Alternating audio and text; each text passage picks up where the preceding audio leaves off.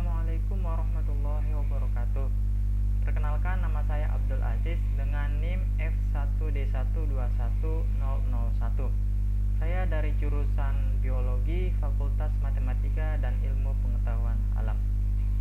Baiklah, saya akan membacakan laporan praktikum saya yang berjudul Jaringan pada Tumbuhan dan Hewan. Sebelumnya, marilah kita mengenal apa itu jaringan. Pengertian jaringan. Jaringan adalah sejumlah sel yang mempunyai struktur dan fungsi yang sama. Jaringan-jaringan yang berbeda dapat bekerja sama untuk fungsi fisiologis yang sama membentuk organ. Masuk pada pembahasan pertama, jaringan pada tumbuhan. Jaringan pada sel tumbuhan. Pada dasarnya, jaringan pada tumbuhan ada dua macam, yaitu jaringan meristem atau embrional dan jaringan dewasa permanen. Jaringan meristem. Jaringan meristem atau embrional adalah jaringan muda sekelompok sel-sel tumbuhan aktif membelah. Sel-sel meristem akan menghasilkan sel baru yang sebagian dari hasil dari pembelahan akan tetap berada di dalam meristem. Hal ini disebut sebagai sel permulaan atau inisial. Strukturnya bisa dilihat pada gambar berikut.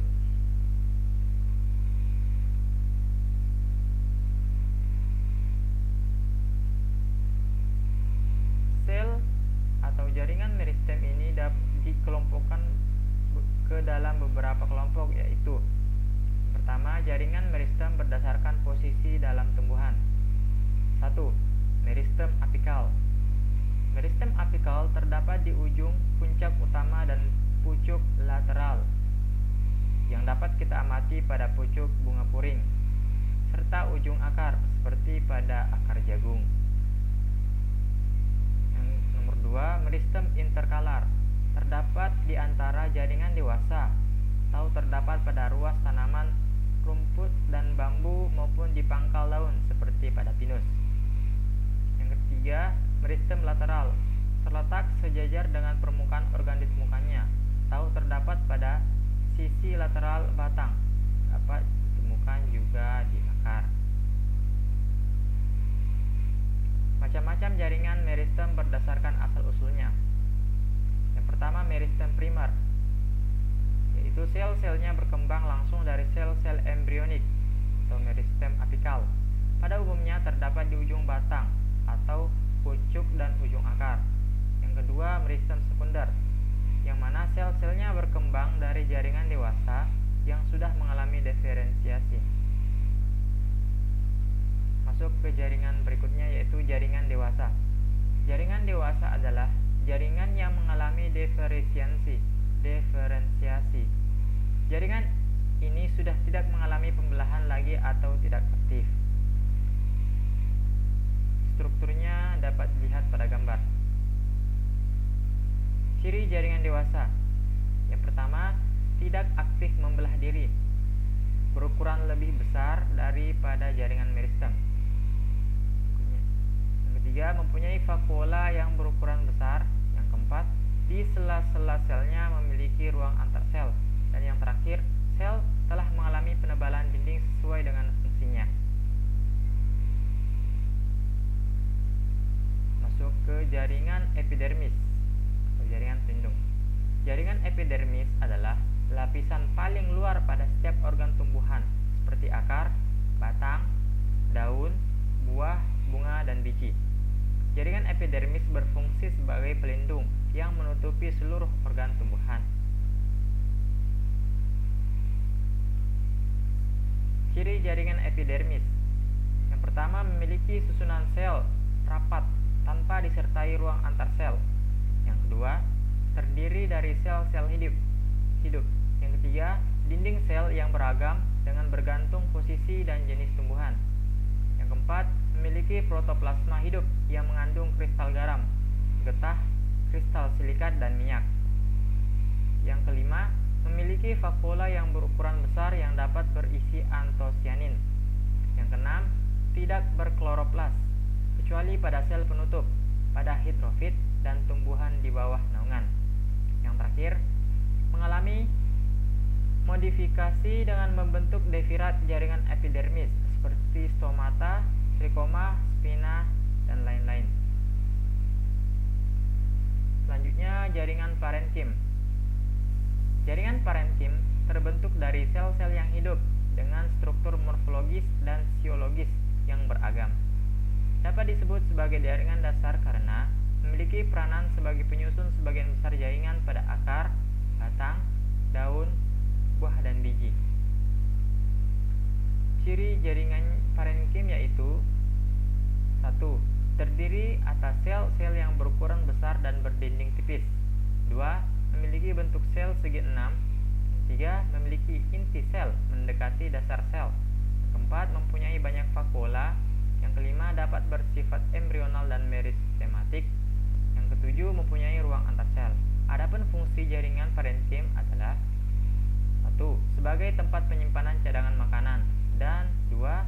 Tempat berlangsungnya fotosintesis. Jaringan parenkim dikelompokkan menjadi dua, yaitu berdasarkan fungsi.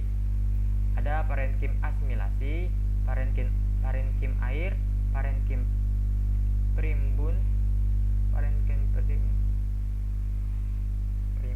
parenkim udara, dan parenkim pengangkut. Sedangkan berdasarkan bentuk ada parenkim palisade, parenkim bunga karang, parenkim bintang, dan parenkim lipatan. Jaringan penyokong. Jaringan penyokong atau penguat adalah jaringan yang memberikan kekuatan bagi tumbuhan sehingga mampu berdiri tegak. Jaringan penyokong berfungsi dalam memperkokoh tumbuhan. Strukturnya dapat diketahui lewat gambar. Jaringan penyokong tumbuhan dapat dibagi berdasarkan bentuknya, yaitu jaringan kolenkim, yang mana jaringan kolenkim itu jaringan penyokong pada organ tumbuhan muda dan tanaman herba. Yang kedua, jaringan sklerenkim, yaitu jaringan penyokong yang terdiri dari sel-sel mati. Selanjutnya, jaringan pengangkut. Jaringan pengangkut adalah jaringan yang bertugas dalam mengangkut zat. Strukturnya dapat dilihat juga pada gambar. Jaringan pengangkut dibagi menjadi dua, yaitu xilem dan phloem. Yang mana xilem termasuk jaringan kompleks yang berfungsi sebagai jaringan pengangkut air dan garam mineral dari akar ke daun. Sedangkan jaringan phloem yaitu jaringan kompleks yang berfungsi sebagai jaringan pengangkut senyawa organik hasil fotosintesis yang terjadi di daun. Jaringan gabus.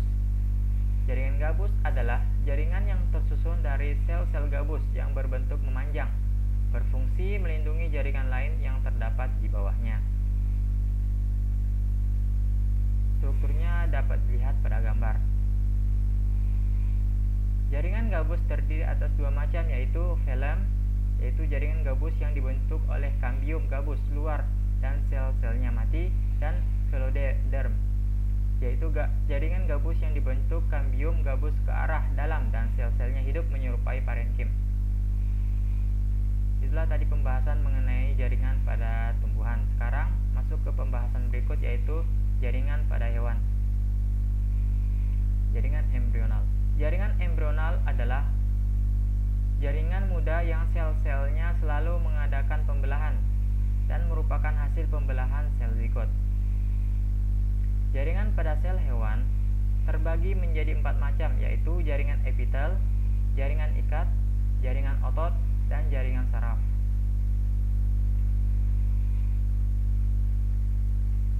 Jaringan epitel.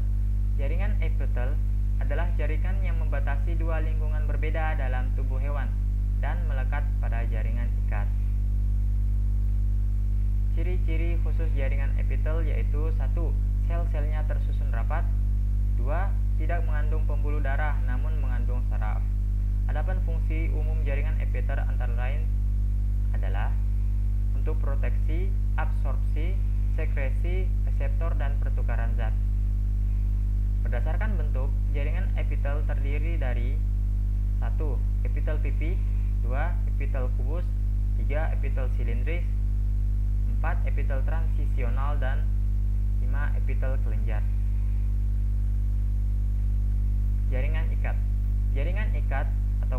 aktif atau penyokong adalah jaringan yang berfungsi mengikat jaringan-jaringan lain menjadi satu dan berasal dari perkembangan mesenkim dan mesoderm. Strukturnya dapat dilihat pada gambar. Klasifikasi jaringan ikat antara lain: A. Jaringan ikat longgar, B. Jaringan ikat padat, C. Jaringan lemak, D. Jaringan tulang rawan, E. Jaringan tulang sejati, F. Jaringan darah, dan G. Jaringan limfa. Jaringan otot. Jaringan otot tersusun atas sel-sel otot yang berfungsi sebagai alat gerak aktif tubuh. Jaringan otot terdiri dari serat-serat otot yang disebut miofibril. Adapun bagaimana jaringan otot itu bisa dilihat pada gambar juga. Klasifikasi jaringan otot.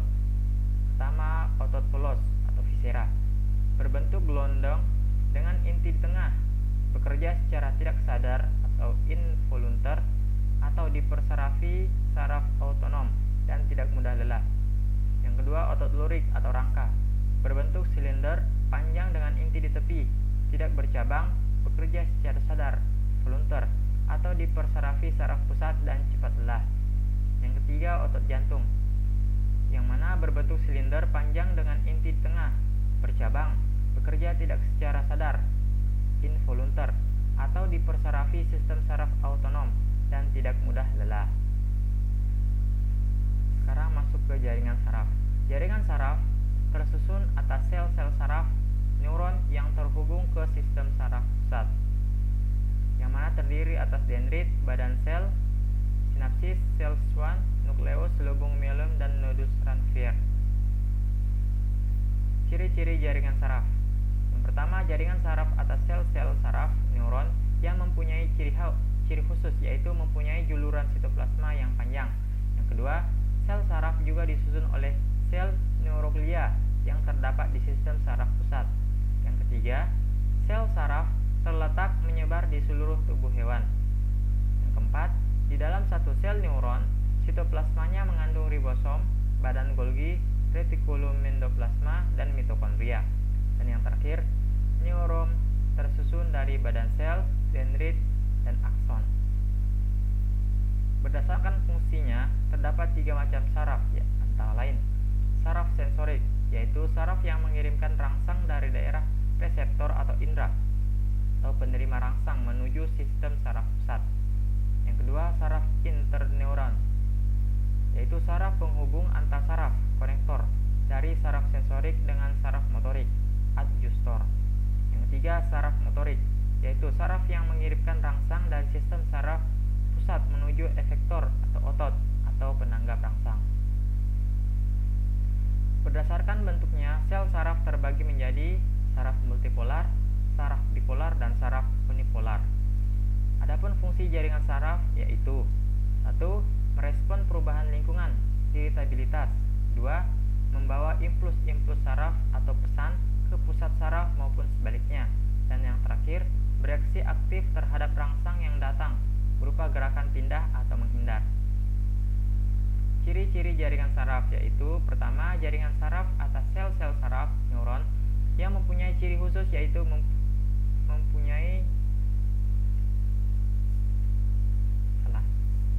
Lanjut, jaringan lemak. Jaringan lemak yaitu jaringan yang terdiri atas sel-sel lemak yang berisikan tetes-tetes lemak. Umumnya jaringan lemak ini terdapat di bawah kulit yang berfungsi sebagai bantalan lemak dan cadangan lemak. Adapun kesimpulannya yaitu jaringan meristem pada tumbuhan dan jaringan pada hewan memiliki fungsi yang sama, yaitu aktif melakukan pembelahan sel yang akan menjadi sel pada jaringan dewasa. Jaringan pada tumbuhan dan hewan memiliki perbedaan pada struktur-strukturnya. Jaringan pada tumbuhan terbagi atas 2 jaringan, yaitu jaringan meristem dan jaringan dewasa. Jaringan meristem pada tumbuhan terdiri atas meristem apikal, meristem lateral, dan meristem interkalar.